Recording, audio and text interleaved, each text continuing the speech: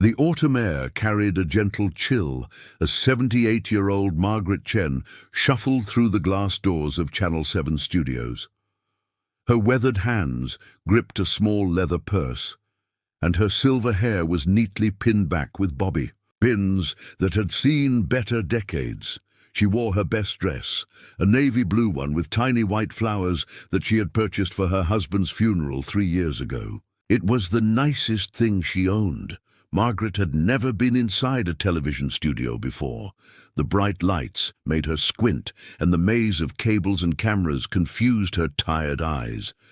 A young production assistant with a clipboard rushed past her without a glance, speaking rapidly into a headset about lighting adjustments and commercial breaks. "Mrs. Chen." A woman approached with a practiced smile. "I'm Sarah, the segment producer. We're so excited to have you on Morning Metro today." Margaret nodded slowly, her voice barely above a whisper. "Thank you for having me." The truth was, Margaret hadn't wanted to come at all. Her granddaughter Emma had entered her into some sort of contest without asking, something about showcasing hidden talents in the community. When the television people called, Margaret had tried to explain that there must be some mistake. She was just an old woman who lived alone in a small apartment above the corner market. She had no hidden talents worth sharing on television. But Emma had been so excited, so proud. "Grandma, this is your chance to show everyone how amazing you are," she had said, her young face glowing with enthusiasm. Margaret didn't have the heart to disappoint her only remaining family. Now, sitting in the green room on an uncomfortable folding chair, Margaret watched the morning show through a small monitor mounted on the wall. The hosts, Jake Morrison and Tiffany Wells, bantered cheerfully about weekend plans and coffee preferences. They looked so young, so confident, so different from her. "Mrs. Chen, you're up in 2 minutes," Sarah announced, suddenly appearing again. "Remember, just be natural and have fun with it." Margaret's hands trembled slightly as she stood. She had been practicing what she might say, but her mind felt blank now. The hallway seemed endless as Sarah led her toward the bright studio set. The morning show set was designed to look like a cozy living room, complete with a cream-colored sofa, coffee table, and, Margaret's breath caught, a beautiful black grand piano positioned near the back wall. She hadn't expected to see it there, gleaming under the studio lights, like an old friend. "And we're back in 3, 2, 1, the director called out. Jake Morrison's voice filled the studio, smooth and professional. "Welcome back to Morning Metro. Now we have a very special guest with us today. Margaret Chen is 78 years old, and apparently she has a secret and talent she'd like to share with our viewers. Mrs. Chen, welcome to the show."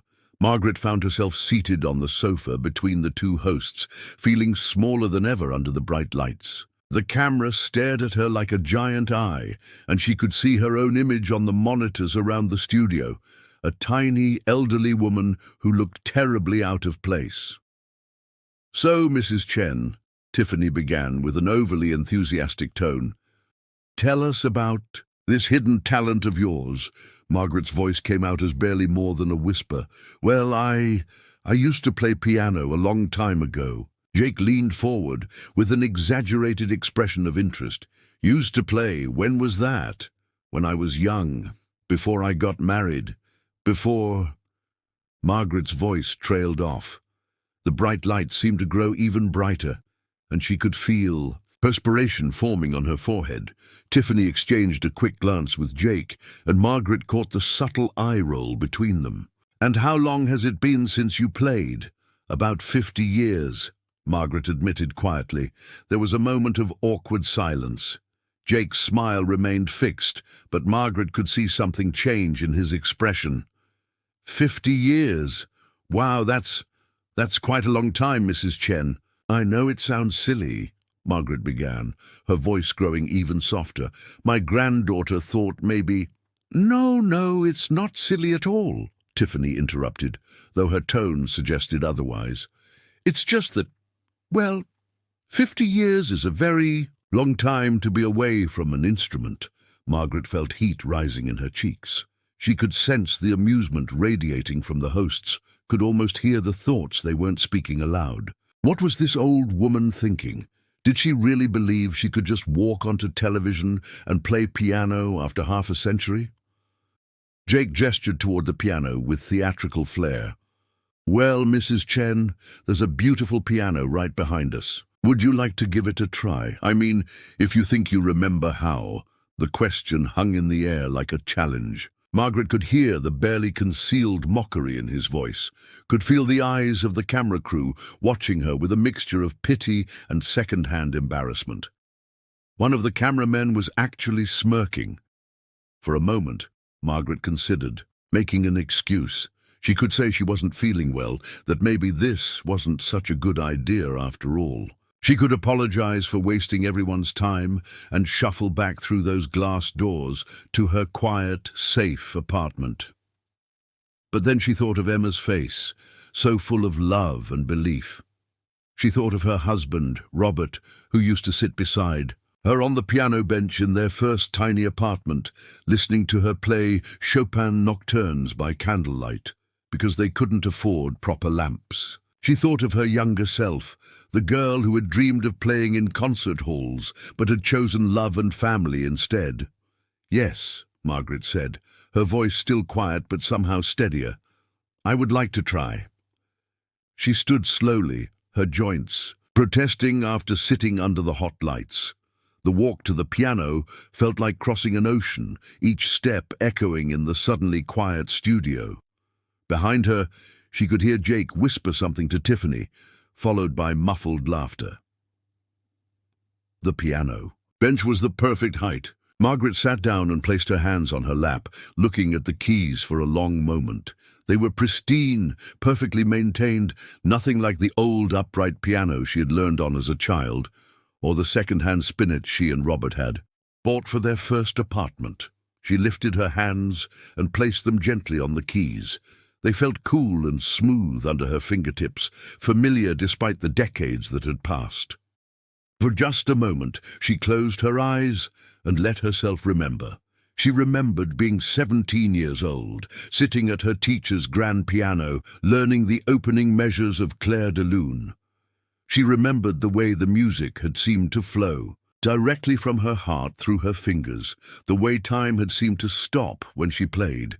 She remembered Robert's face the first time she played for him, the wonder and love in his eyes. Margaret began to play.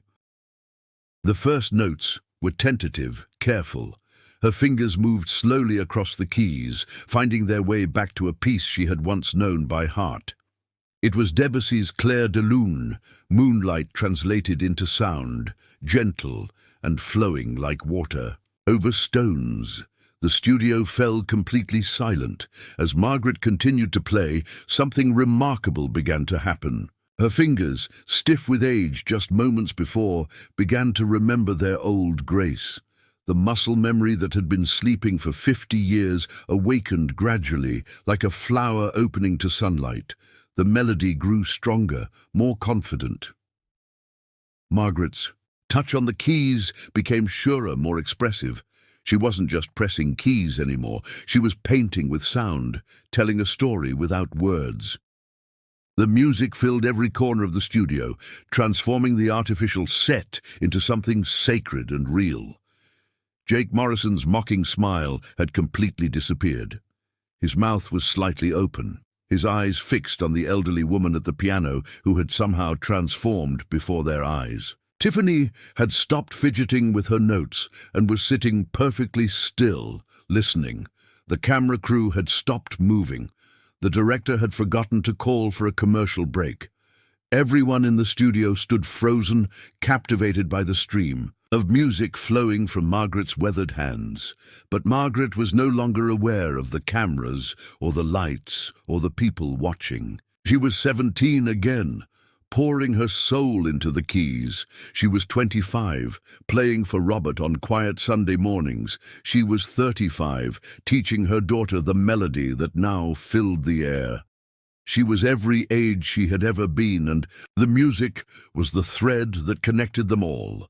The piece built to its gentle climax, notes cascading like silver rain, then settled into the quiet ending that had always taken her breath away. When the final note faded into silence, Margaret sat still for a moment, her hands resting on the keys, returning slowly to the present. The silence stretched on.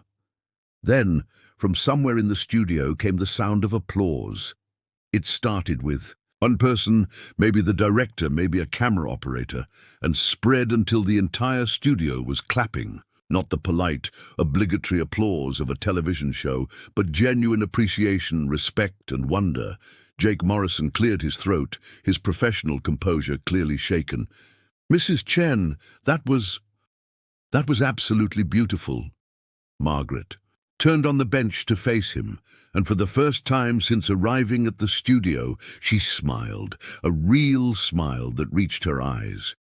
"Thank you," she said simply. "How did you, after 50 years, how were you able to play like that?" Tiffany asked, her earlier condescension completely gone. Margaret considered the question carefully.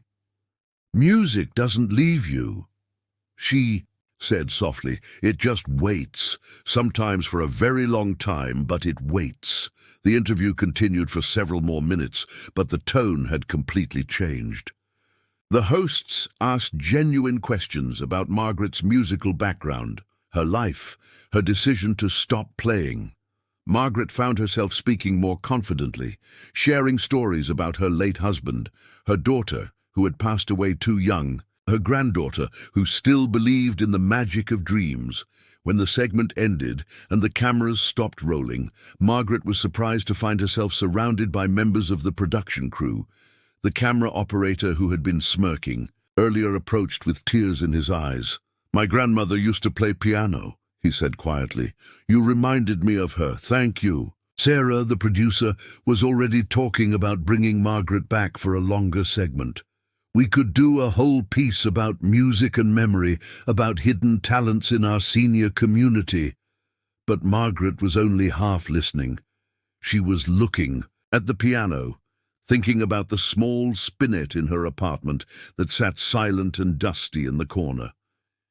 She was thinking about Emma, who would be so proud. She was thinking about Robert, who had always told her that her music was too beautiful to keep locked inside.